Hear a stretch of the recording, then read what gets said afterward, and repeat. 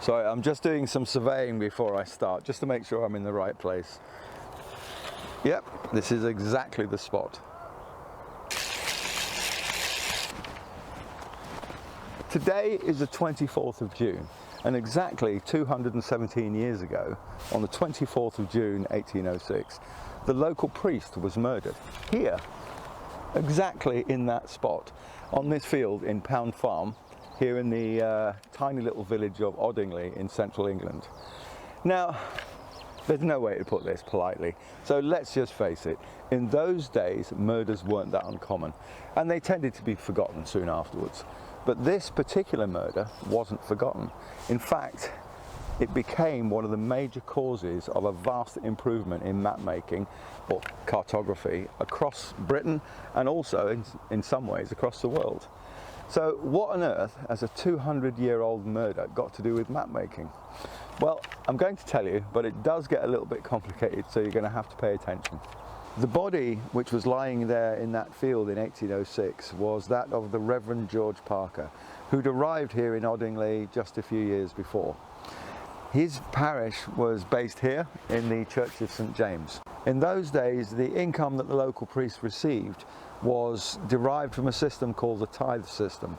This basically meant that he was entitled to 10% of all the produce from the village, and this could be wood or meat or corn or hay or anything that was, agricultural produce. Now, many of the villages in England and Wales in those days, the actual tithe system didn't involve the priest actually getting the agricultural goods, because it had been commuted into a cash payment that was supposed to be the same value as 10% of the goods. But here in Oddingly, the same amount of cash had been paid for quite a number of years. So when the Reverend Parker arrived, he realized that the amount that he was getting due to inflation was a lot less than the value of a tenth of all the agricultural produce. So he went to the local farmers and demanded an increase. They refused, and he did what he did. He actually said he reverted back to the original meaning of the word tithe, and he started to take 10% of all the wheat and barley and corn and meat and everything else that was produced in the village. How can I put it? Let's just say this didn't make him very popular. In fact, some of the locals even started to form a plot to get rid of the good Reverend George Parker. So there he is, there's George Parker. Now, the leader of this plot was one Captain Samuel Evans, who not only was he the tenant farmer of the largest farm in the area, he was also the local magistrate. So there you go, there's Captain Samuel Evans. And included in the plot was John Barnett, George Banks, and very importantly, Thomas Clues. Now, these four hired Richard Hemming, the local bad guy, to kill the Reverend George Parker, which he did, just there in this field, as I said earlier on. First of all, he shot him, and then, just to make sure he was dead, he bludgeoned him about the head and also stabbed him a few times. So the Reverend Parker was no more. Now, this left our four plotters with a problem, because Richard Hemmings, being the local bad guy, wasn't very trustworthy. They knew that if he was apprehended, he would implicate them in the murderous plot. So they then hired James Taylor, the local farrier. A farrier is a sort of blacksmith, but primarily looks after horses' feet. They hired the local farrier, James Taylor, to kill the Richard Hemming, who'd previously killed the Reverend Parker. I told you this gets complicated. And then Richard Hemming's body was buried in a barn owned by Thomas Clues. As I said, quite important person. And that, as far as the four conspirators, was that. But it wasn't. Now, all of this is really sad. An all too common village argument had just got way out of hand. And this resulted in the death or the murder of the local priest, and his murderer also being murdered. 24 years later, the farm that was owned by Thomas Clues had been bought by a new tenant who wanted to improve the farm buildings, so he knocked over the old barn. The body of Richard Hemmings was discovered when a trench was dug to put new foundations down for the new barn. An inquest was held and all the remaining conspirators were arrested, except Captain Evans, who'd died a few months before. The other conspirators were put on trial as being accessories to the murder of the Reverend Parker. But by a strange quirk of English law at the time, a murderer could be tried for murder, and anybody who helped them could be tried as an accessory to murder. But remember that Richard Hemmings, who'd killed the Reverend Parker, was dead. He'd been murdered. James Taylor, who'd killed Richard Hemmings, had also died in the intervening 2 decades. So both actual murderers couldn't be tried. And the quirk was that you had to try the murderer and the accessories at the same time. But the 2 murderers were dead. So the 3 remaining conspirators, John Bennett, Thomas Clues and George Banks, got off scot-free. They got away with it. Now, this caused a national outcry. It made the Times newspaper in London, it made international newspapers, and it made the case notorious. And the large amount of publicity surrounding this and many other things, like there was a 5-year-long campaign of civil disobedience in Ireland. It made the government decide to get rid of the original problem, which was the tithe system, an antiquated tithe system that had for centuries been a source of almost constant rural strife and argument and conflict. In 1836, the UK Parliament passed the Tithe Commutation Act, which replaced tithes with a variable cash amount to be paid instead of 10% of the produce. Now, the amount that was to be paid was based on a 7-year average of the cost of wheat, barley and oats, and so it became known as corn rent. Now, even in rural areas, not all land had been subject to tithes, so it was necessary to undertake a survey across the whole of England and Wales. Oh, it didn't apply to Scotland and Ireland, by the way.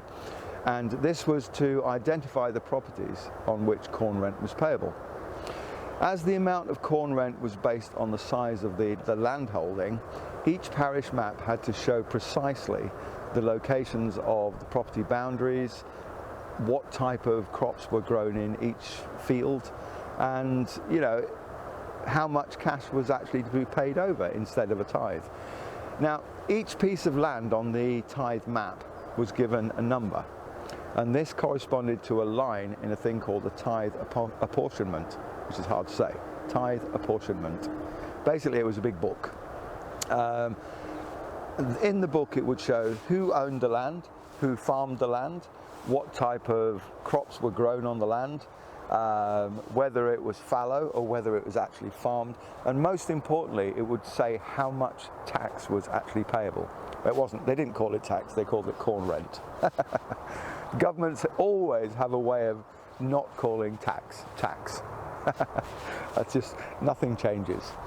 Now, this survey across the whole of England and Wales had to be done very quickly and very precisely. The new, more precise and accurate methods that evolved during making the tithe maps, this survey across England and Wales, were eventually taken up by lots of different countries' land surveying departments.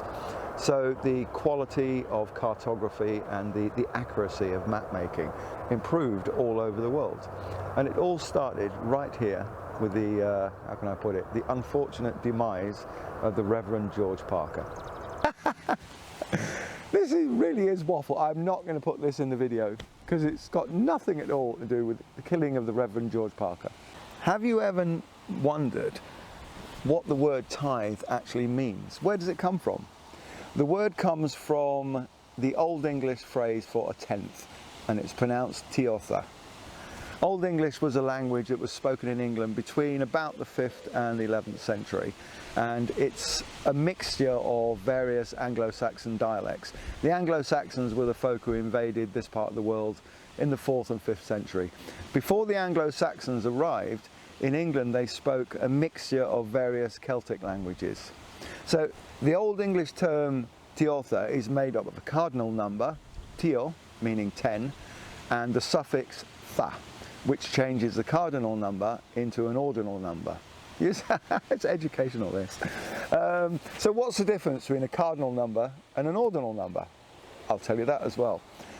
A cardinal number indicates an amount or a number or a volume, how much of something. If you say 5 or 7, then that is how much you have or what amount of something you have. So now that is a cardinal number. But Teotha has got the tha added at the end, which changes it into an ordinal number. And that means an ordinal number is something's place in a sequence or its order, hence the word ordinal. So as an example, the word 5, if you add th, it becomes fifth. If you add th to the 7, it becomes seventh. So it becomes ordinal. In other words, this is the 5th or the 7th in a sequence of something. Okay, so now, is this waffle? It probably is. So tithe from the Old English Teotha changes from a cardinal number of Teo to an ordinal number of Teotha. If you had to give the government, or the church in this case, a tenth of something, that would be an ordinal. If you had to give them specifically 10 of something, then that would be cardinal, because you would, every year you would give them 10 of whatever it is you were giving them, pounds or lumps of wheat or coal or whatever. But because the amount was variable, as an example, in a good crop year, you would have to give more. So you would actually not giving them 10 of something, you were giving them a tenth. So it becomes a ordinal. So in other words, Teo becomes Teotha. And that's where the word tithe comes from.